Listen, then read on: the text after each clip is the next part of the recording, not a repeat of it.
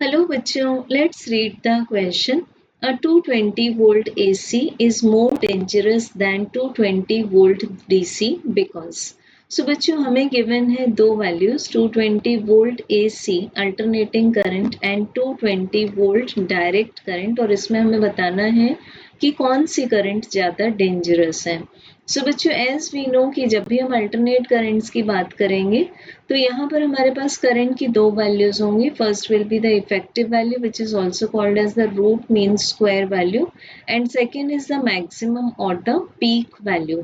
तो अगर हमें यहाँ पर 220 वोल्ट हॉट वायर वोल्टेज के थ्रू मिलता है, वोल्ट मीटर के थ्रू मिलता है, तो इट मीन्स ये जो 220 वोल्ट है वो हमारे पास में RMS की वैल्यू है. तो इट मीन्स मैक्सिमम वोल्टेज जो हमें मिलेगा that will be 220 multiplied by square root of 2. So ये अराउंड आ जाएगा हमारे पास 311.2 वोल्टेज. बट अगर हम बात करते हैं डायरेक्ट करंट की, तो डायरेक्ट करंट में हमें सिंगल वैल्यू मिलती है that is 220 volt.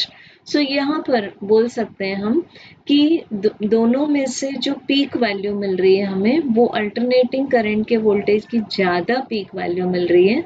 So correct answer will be option number D. अब इसमें जो और तीन ऑप्शंस दिए हुए हैं, the AC attracts the DC ripples, the body offers less resistance to AC, so these has no relationships with the comparison of values. So correct final option will be option D.